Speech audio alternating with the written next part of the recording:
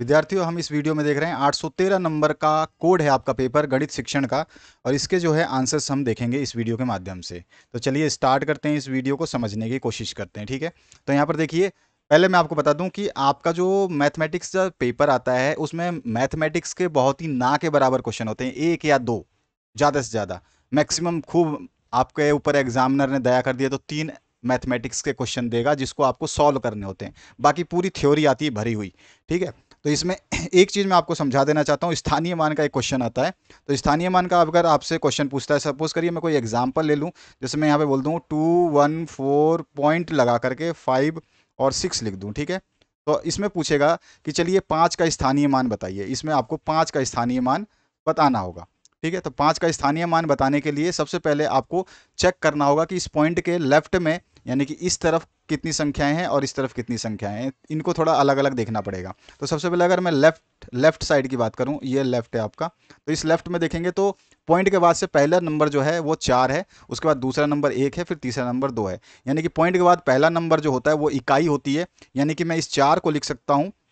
ठीक है, ध्यान रखना, अभी 4 इंटू 1, 4 गुना 1 4 ही आएगा। ठीक है, अब यहाँ पे दहाई है। अब दहाई जानते हैं 2 अंक होते हैं, यानी कि ये 1 गुना में 10। ठीक है, इसके बाद में सैकड़ा आ गया तो 2 गुना में कितना हो जाएगा, 2 गुना में 100 हो जाएगा। ये ध्यान रखना, इस तरह से हम लिखते हैं। ये हो गया आपका इसका स्थानीय मान। ठीक है, अगर ये 2 का स्थानीय मान पूछता तो सीधा सीधा 200 हो गया।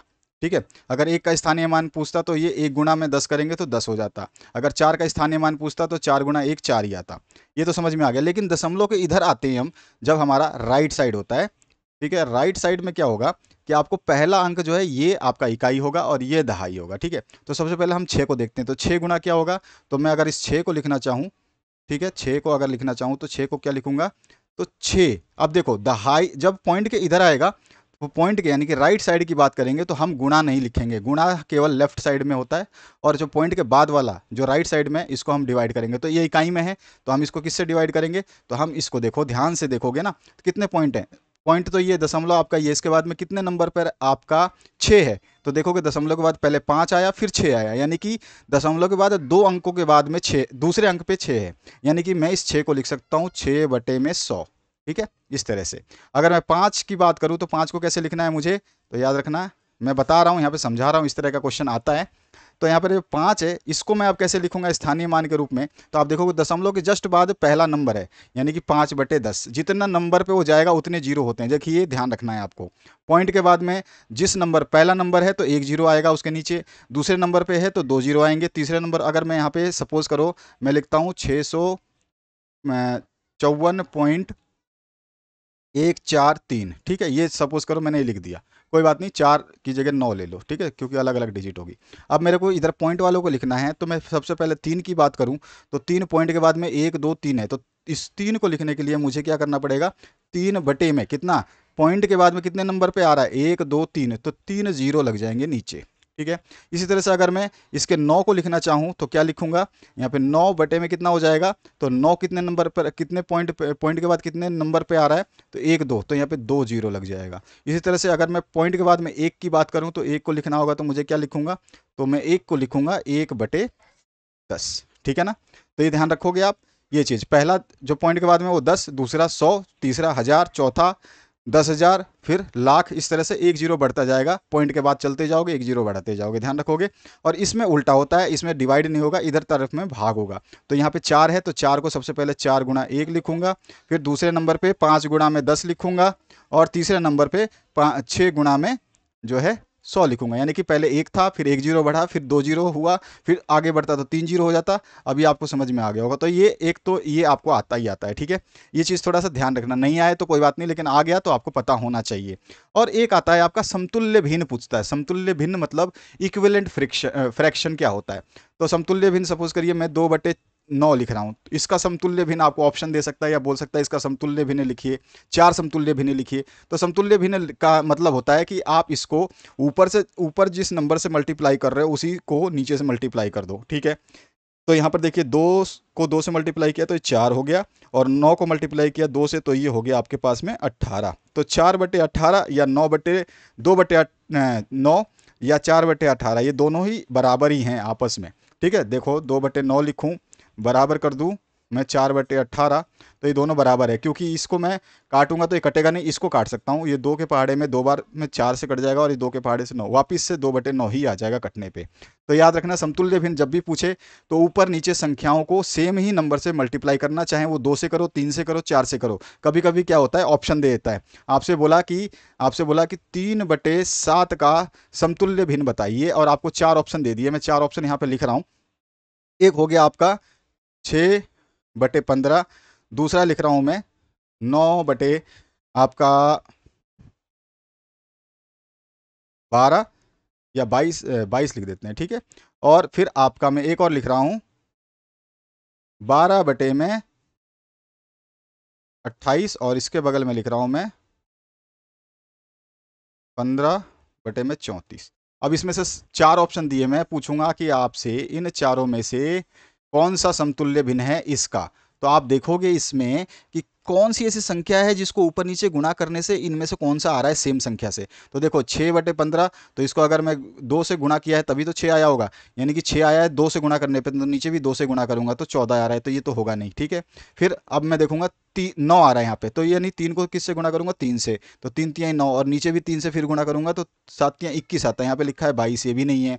फिर मैं 3 को क्या करूंगा, अगली संख्या से देखता हूँ गुणा करके, 3 × 4, और यहाँ पे 7 × 4, तो 3 चौक 12 और 7 चौक 28, तो ये आपका आंसर सही हुआ ये वाला, ठीक है। आगे वाला चेक करोगे तो ये भी गलत निकलेगा। तो इस तरह से आपको समतुल्य भिन्न भी पूछता है। और एक पूछता है आपका एलसीएम और एचसीएफ, ठीक है। एचसीएफ और एलसीएम थोड़ा सा ध्यान रखना, क्योंकि इसमें एमसीक्यू दे सकता है आपको, या डायरेक्ट निकलवा भी सकता है।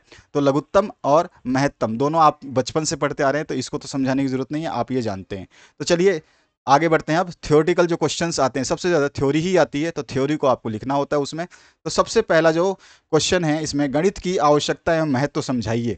तो गणित की क्या आवश्यकता है, क्या महत्व है, ये आपको समझा देने हैं। मैं आपको क्वेश्चन जो है फटाफट बता रहा हूँ, मैं इसके किसी के भी आंसर रीड करके मैं आपको नहीं बताने वाला हूँ। आप आराम से इसको रीड करना, क्योंकि समय कम है और आपके सेकंड ईयर का बहुत ज़्यादा प्रेशर है। उनके भी जो एग्जाम पेपर है लास्ट ही हैं, और सारे के सारे सब्जेक्ट्स उनको भी प्रोवाइड करने हैं। तो यहाँ पर जो गणित की आवश्यकता है, महत्व है, ये समझाना है आपको। तो ये पहला क्वेश्चन इंपॉर्टेंट। दूसरा जो क्वेश्चन है आप देखिए, गणित शिक्षण के प्राय उद्देश्य का उल्लेख करना है आपको। तो आप जो उद्देश्य, कौन से प्राय उद्देश्य होते हैं जो ध्यान में रखना पड़ता है ना, जिन बातों का, जिन उद्देश्यों को ध्यान में रखते हैं, उन्हीं को हम जो है प्राय उद्देश्य कहते हैं, ठीक है। तो बस इतना सा है, उल्लेख क्या करना है, कुछ भी नहीं है। बस सिंपली जो है इनमें से कौन कौन से उल्लेख कर देने हैं आपको। देखिए, ज्ञानात्मक उद्देश्य हो जाता है, अवबोधात्मक हो जाता है, ज्ञानो ज्ञानोपयोगात्मक हो जाता है, उसके अलावा जो है कौशलात्मक हो जाता है, अभिव्यक्त्यात्मक होता है, अभिरुचियात्मक होता है, और शल्यागात्मक उद्देश्य होते हैं। तो ये सारे उद्देश्य हैं, इनके बारे में एक एक लाइन भी लिख दोगे तो ये कंप्लीट आंसर आपको हो जाएगा। इसके बाद जो नेक्स्ट क्वेश्चन है, गणित की व्यापकता सार्वभौम है, स्पष्ट करना है, यानी गणित सभी जगह है, इसको स्पष्ट कीजिए। तो गणित की व्यापकता सार्वभौम है, प्रकृति के अनगिनत व्यवहार गणित की सहायता से ही संभव है, यानी कि हर चीज़, प्रकृति में कोई भी चीज़ जो है वो बिना गणित के नहीं है, बस हमने बाद में उसको कैलकुलेट करना सीख लिया, जानना सीख लिया, अन्यथा गणित तो बहुत पहले से चली आ रही है, ठीक है।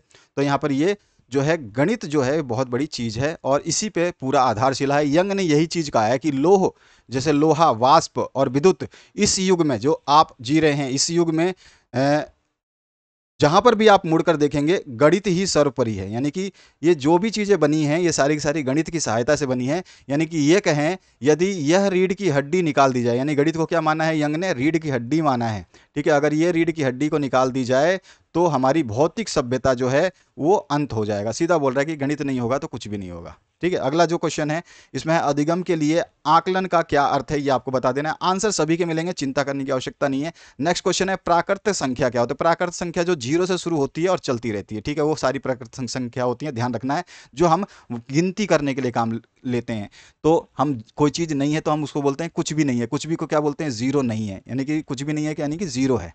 भाई मैंने बोला कि आपके हाथ में कितने रुपए, आपके हाथ में रुपए नहीं है, तो आप क्या बोलोगे कि मेरे हाथ में कुछ भी नहीं है, यानी कि आपके पास में 0 रुपए हैं। अगर आपके पास 1 रुपया है या 1 10 का नोट है तो मैं बोलूंगा कि 1 10 का नोट है। तो इस तरह से ये गिनती करने काम आता है। गणित क्या है, परिभाषा देनी है। गणित की परिभाषाएं आपको ध्यान रखनी है। यहाँ पर परिभाषाएं जो है मैंने दे दी है लॉक के अनुसार, इसको देख लेना। इसके बाद में अबेकस क्या है ये थोड़ा सा याद कर लेना। पहले भी जो भी मैंने बताए हैं आपको इंपॉर्टेंट, उनमें भी बताया हुआ है, तो इसको याद रखना है। क्रियासूचक संकेत जो है, जोड़ घटाव गुणा भाग, ये सारे क्रियासूचक संकेतों को कहा जाता है। ठीक है, अगला है चतुर्भुज क्या है, तो 4 खंडों या 4 रेखाओं से घिरी हुई बंद आकृति को चतुर्भुज कहते हैं। खुली हुई नहीं होनी चाहिए, बंद आकृति। ठीक है, विश्लेषण विधि के कोई 2 गुण लिखने हैं, तो 2 गुण जो है यहाँ पर हमने लिख दिए हैं। ठीक है, इसके बाद आते हैं नेक्स्ट, आगमन विधि के कोई 3 गुण लिखिए। आगमन विधि के 3 गुण जो है यहाँ पे लिख दिए। आगे हम आगमन और निगमन विधि को भी समझेंगे। प्रोजेक्टर क्या होते हैं आपको अच्छी तरह से पता है। प्रोजेक्टर के प्रकार जो है आपको बता देने हैं, तो ये 3 प्रकार आपको लिख देने हैं, फिल्म स्ट्रिप, ओवरहेड और स्लाइड। ज्यामितीय उपकरण क्या होते हैं, तो ज्यामितीय उपकरण वही चीज़ है जो आप बनाने के लिए यूज़ करते हैं, जैसे पेंसिल, रबर, डिवाइडर प्रकार, इसके लिए सारे के सारे। ठीक है, इसके बाद आते हैं नेक्स्ट क्वेश्चन पे, चतुर्भुज के प्रकार। तो आयत भी चतुर्भुज होता है, वर्ग भी चतुर्भुज होता है, समांतर चतुर्भुज होता है, समचतुर्भुज होता है और समलंब भी होता है। कभी कभी क्या होता है, समांतर, समलंब और इनमें से अंतर पूछा जाएगा या किसी एक के बारे में उनके गुण पूछे जाएंगे कि इनकी क्या विशेषता होती है, समांतर की क्या विशेषता होती है, या सम चतुर्भुज की क्या विशेषता होती है, समलंब चतुर्भुज की क्या विशेषता होती है, या आयत की क्या विशेषता होती है, वर्ग की। कोई भी विशेषता पूछे तो आपके आकृतियों के बारे में आपकी नॉलेज सही होनी चाहिए। और स्थानीय मान क्या है, अभी अभी हमने देखा, स्थानीय मान मैंने आपको निकालने का भी तरीका बता दिया, उसको ध्यान से देख लेना। उसके बाद भिन्न के प्रकार बताइए, तो भिन्न बहुत सारे होते हैं, सम भिन्न होता है, विषम भिन्न होता है, मिश्र भिन्न होता है, समतुल्य भिन्न। अभी अभी मैंने आपको समतुल्य भिन्न निकाल के दिखाया। मिश्र भिन्न कुछ इस तरह से 1/1 सही 1/4 इस तरह से लिखते हैं। जब इसको हम सही करते हैं तो 4×1 प्लस में ऊपर वाला जोड़ देते हैं, तो 4×1 प्लस में 1, तो ये 5/4 भी आप लिख सकते हो उसको। ठीक है ना, तो ये समतुल्य भिन्न होते हैं, ये मिश्र भिन्न होता है। इसका जो है सिंपलेस्ट रूप भी पूछ सकता है, इस तरह का क्वेश्चन भी बनता है। साथ ही साथ आपको डिवाइड करने को किसी समीकरण में दे दिया 5x, ठीक है, प्लस में 4 इक्वल्स टू यहाँ पे दे दिया 24। ठीक है, तो आप इससे पूछा कि x का मान निकालो, तो x का मान निकालने के लिए आपको क्या करना पड़ेगा, 24 तो इधर ही है, ये प्लस का 4 है वो उधर चला जाएगा, इसको डिवाइड माइनस करोगे इसमें तो ये 20 बचेगा। तो यहाँ पर 5x बराबर 20 आया, तो x यहाँ पे हमें निकालना है, तो 20 यहाँ रखेंगे और 5 से इसको डिवाइड कर देंगे, तो काट देंगे, 5 को 20, यानी कि 4 हमारा आंसर आ गया। जैसे ही आप 4 इस x की जगह रखोगे आपका उतना ही आएगा 24 आंसर। ठीक है ना, तो जरूरत नहीं है रखने की, केवल क्रॉस चेकिंग के लिए होता है, केवल आपको x का। तो कुछ भी समीकरण छोटा सा आ सकता है, ज़्यादा बड़ा कोई क्वेश्चन नहीं आता मैथमेटिक्स का। यही सबसे बड़ी समस्या है डीएलएड में, जो है ज़्यादातर मैथमेटिक्स के क्वेश्चन ना देकर के थ्योरी दी जाती है। तो यहाँ पर जो है अगला क्वेश्चन जो है, भिन्न के प्रकार बता दिए, गणित शिक्षण की किन्हीं 2 विधियों के नाम। तो आगमन और निगमन जो मैंने बताई थी, और भी बहुत सारी विधियां हैं, उनको हम देखेंगे। निगमन विधि के गुण क्या हैं, ये भी मैंने लिखे हुए हैं। विषम भिन्न क्या होते हैं, विषम भिन्न जिसमें भिन्न के जो अंश हर से बड़े हों वही जो है आपका सीधा सीधा विषम भिन्न कहलाता है। ठीक है, और मूल्यांकन के कोई 4 उद्देश्य क्या हैं वो आपको बताना है। सारे मूल्यांकन के बड़े क्वेश्चन भी हम बताएंगे कि क्या क्या आ सकता है। और CE क्या है, इसके बारे में हमने लिख दिया। सर्वांग सम आकृति क्या होती है, तो वो आकृतियां जिनका आकार और प्रकार देखने में बिल्कुल सेम है और उनके जो संगत भुजाएं हैं और संगत कोण हैं वो समान होते हैं, तो सर्वांग सम कहलाती हैं। ठीक है, समरूप और सर्वांग सम दोनों चीजें आपको याद होनी चाहिए। समरूप भी होता है, तो ऐसी आकृतियां जो देखने में एक जैसी लगती हैं वो समरूप आकृतियां होती हैं, लेकिन उनकी संगत भुजाएं और संगत कोण बराबर नहीं होते। नेक्स्ट जो है पैटर्न क्या है, पैटर्न पिछली बार शायद आया था ये क्वेश्चन, आप देख सकते हो, लेकिन पैटर्न के बारे में आपको पता होना चाहिए, इसके टाइप्स भी पता होना चाहिए।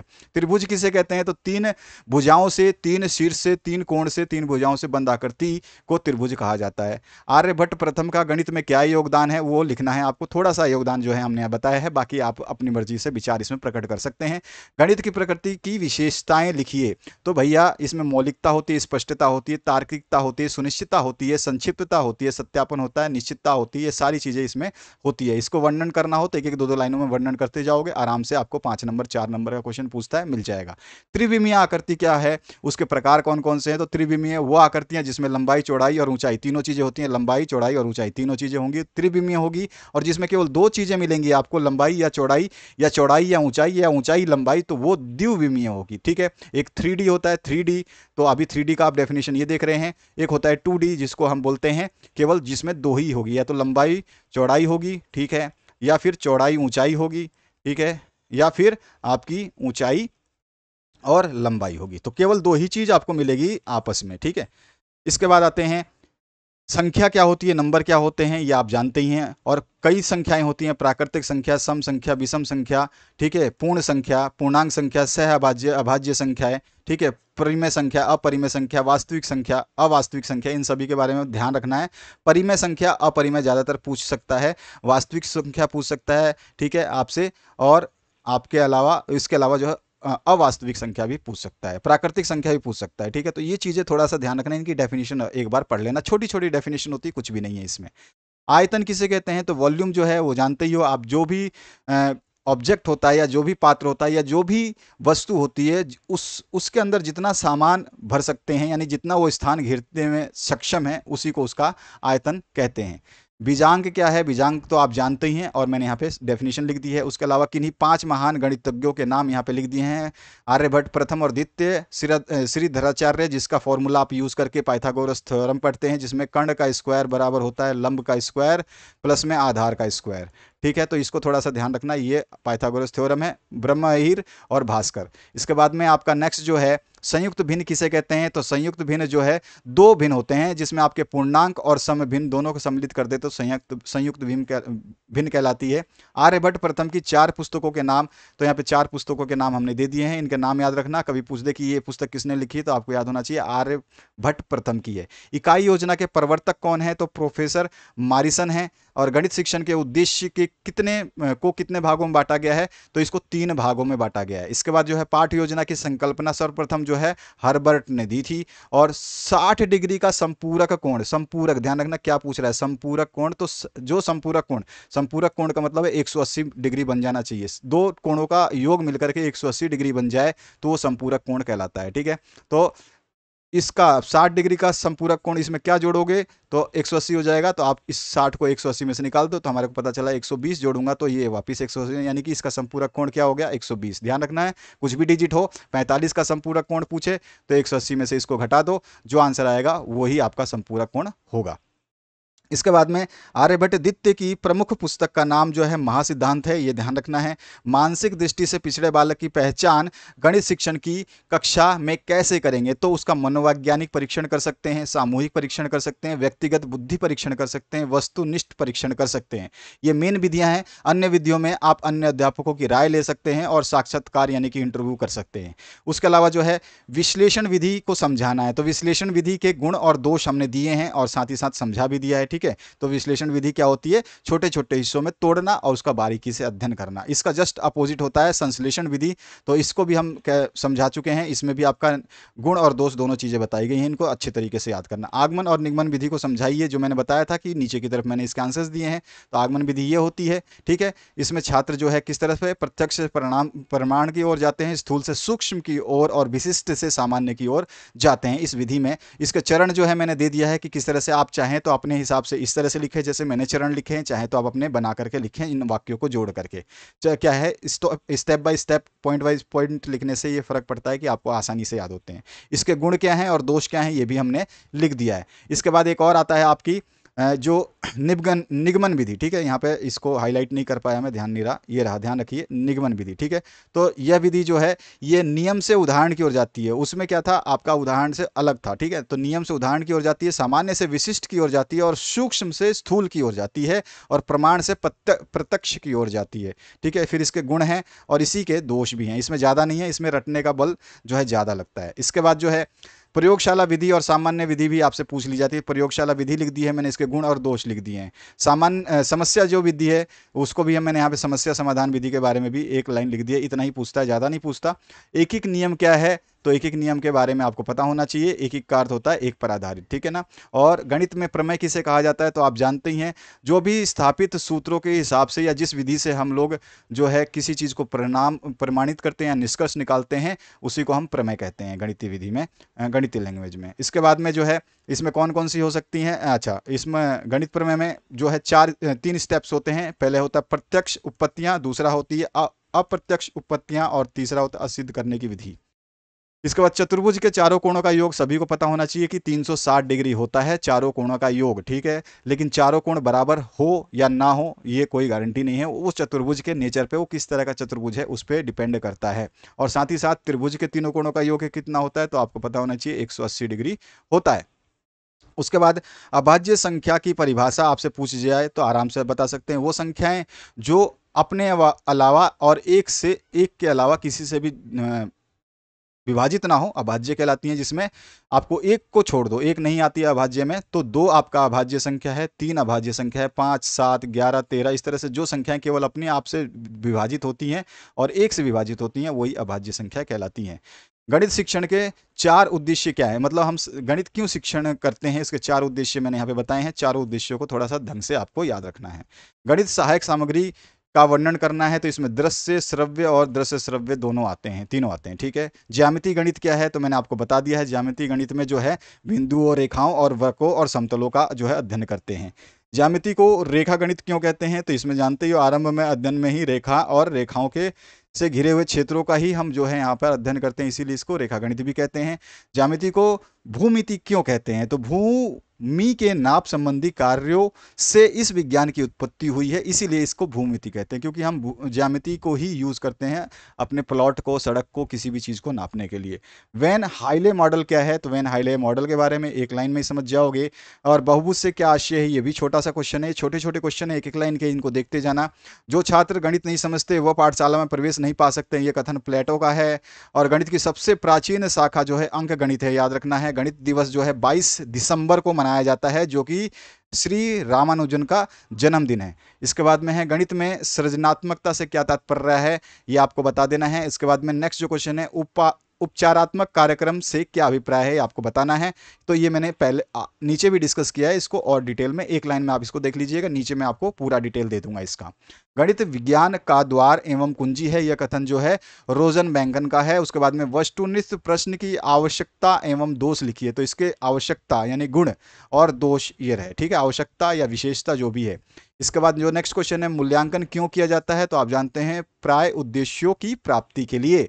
और गणित किट का उपयोग एवं महत्व क्या है, तो यहाँ पर हमने सारे उपयोग और महत्व लिख दिए हैं, ठीक है, आराम से आप इनको पढ़ लेना। इसके बाद आते हैं नेक्स्ट क्वेश्चन पे, तो गणित शिक्षण में सहायक सामग्री का महत्व जो है, क्या होता है सहायक सामग्री से महत्व, तो ये 4 पॉइंटों में आप सहायक सामग्री के महत्व बता सकते हैं। इसके बाद एक छोटा सा क्वेश्चन लिया है मैंने, जैसे कि मानो 9009 के अभाज्य गुणन कीजिए, तो ये किसी का भी गुणनखंड पूछ सकता है आपसे, ठीक है। तो ये तो मैंने आपको बताया है कि देखो भाई, ये पहले तो इसको 3 से भाग दिया, तो 3 से भाग देने पर ये मिला, फिर इसको 3 से दिया तो ये मिला, फिर इसको 7 से दिया तो ये मिला, फिर इसको 11 से दिया तो ये मिला। चाहे तो आप इस तरह से भी कर सकते हो, जो हमारी पुरानी मेथड है ये सबसे ज़्यादा इजी होती है।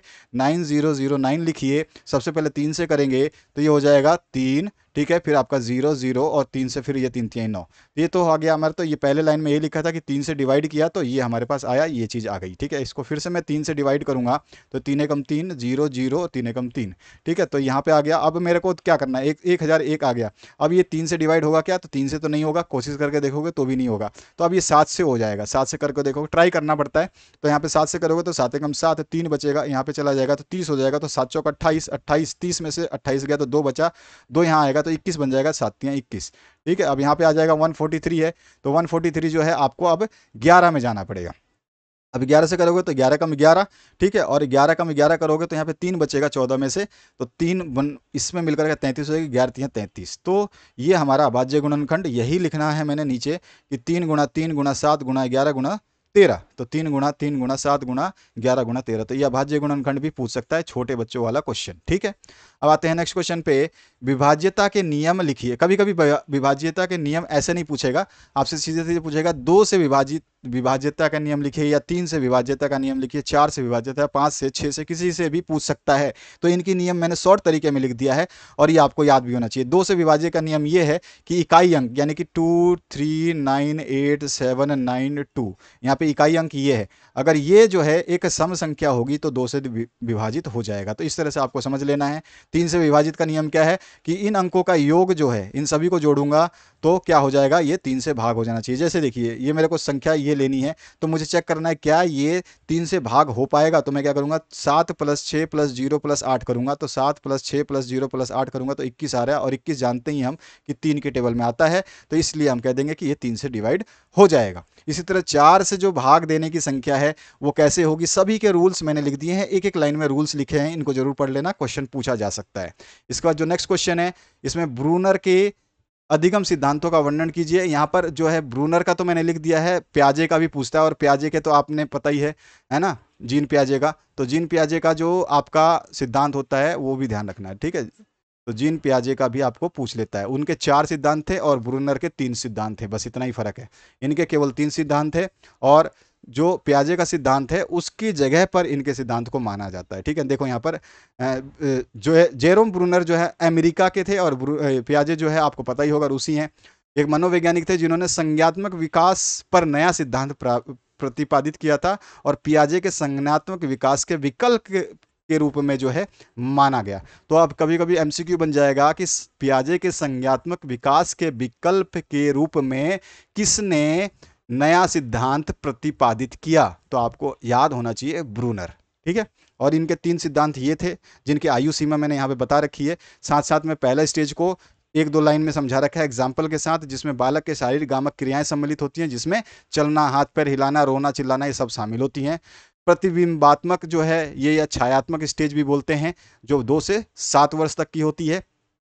आइकॉनिक स्टेज बोलते हैं जिसको, तो ये जो है 2 से 7 वर्ष तक होती है। सीखने का संप्रत्य होता है, भाषा का महत्व होता है इस अवस्था में, और चमक, ध्वनि, गति का महत्व होता है। इसमें चमक को देख करके बच्चे ध्वनि के प्रति आकर्षित होते हैं, उनमें भागने का, कूदने का मन करता है। ये सब चीज़ें संकेतात्मक या चिन्ह वाली अवस्था जो है 7 से 15 वर्ष होती है। यहाँ पे थोड़ा सा डैश कर लेना, और इनमें भी विशेषताएं हैं। ठीक है, अब अगला जो क्वेश्चन है, बालकों के लिए उपचारात्मक शिक्षण या शिक्षण की प्रक्रिया का वर्णन कीजिए। उपचारात्मक शिक्षण जो है बालकों को कैसे हम देंगे ये हमें बताना है। तो यहाँ पर हमने पॉइंट वाइज लिख दिए, ये सारे पॉइंट ही लिखने हैं, बाकी कुछ नहीं लिखना है। इसके अलावा जो है गणित अधिगम की अवस्थाएं समझाइए। तो ये अवस्थाएं जो है 6 होती हैं और 6 के 6 आपको अच्छी तरह से थोड़ा सा याद कर लेना है। ठीक है, कभी भी क्वेश्चन घुमा फिरा के पूछ दे तो आपके नंबर घट जाएंगे, इसलिए ध्यान रखना है, पढ़ना जरूर है।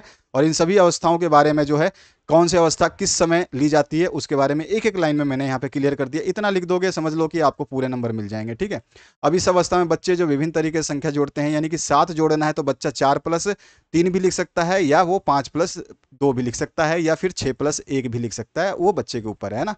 इसी तरह से वो अगर बच्चा जो है विभाजन आत्मक अवस्था जो है, इसमें क्या होता है कि ये अलग अलग टुकड़ों में जोड़ देते हैं। पहले 200 प्लस में 40 प्लस में 5 तो 245, ये 245 ही बनेगा। तो बच्चा इस तरह से टुकड़ों में जोड़ना घटाना सीखने लगता है। इसमें बहुत सारी चीज़ें होती हैं, और संक्रियात्मक अवस्था में पहुँचते पहुँचते उसको चिन्हों का भी ज्ञान हो जाता है और चिन्हों का उपयोग करना सीख जाता है। जैसे कि 529 है तो 500 प्लस लगा दिया, फिर 20 लगा दिया, प्लस 9 लगा दिया। अब चाहें तो इसको ये 500 को 5 गुणा 100 कर सकता है, 220 को 2 गुणा 10 कर सकता है, और 9 को 9 गुणा 1 कर सकता है। तो इस तरह से बच्चे सीखते जाते हैं। तो ये सारी प्रक्रियाएं ध्यान रखना है। गणित शिक्षण के संबंध में एनसीएफ 2005 किन बातों पर बल देता है, ये चीज़ याद रखनी है। ये सारी बातें हैं, चित्र बनाना, चरों का चुनाव और समीकरण और असमीकरण बनाना, और तर्क के आधार पर निष्कर्ष निकालना। ये 4 चीज़ें हैं, विशेषकर इस पर ध्यान देते हैं 2005 एनसीएफ। उसके बाद में गणित की प्रकृति, क्वेश्चन बहुत इंपॉर्टेंट है। प्रकृति जो है निम्न बिंदुओं से आप समझा सकते हैं, तो ये सारी बिंदुओं को याद रखना है। गणितीय भाषा के गुण क्या क्या हो सकते हैं ये पूछा जाता है, तो ये आपको पता होना चाहिए। मूल्यांकन के लाभ और महत्व आपको बताने हैं, तो 6 हैं यहाँ पर लाभ और महत्व। मूल्यांकन के प्रकार जो है 3 हैं आपके, जो है आपका औपचारिक, अनौपचारिक और निदादात्मक, और तीनों को मैंने थोड़ा थोड़ा जो विशेषताओं के साथ में और जो भी उसके बारे में आपको पता होना चाहिए वो मैंने यहाँ पे बताया हुआ है।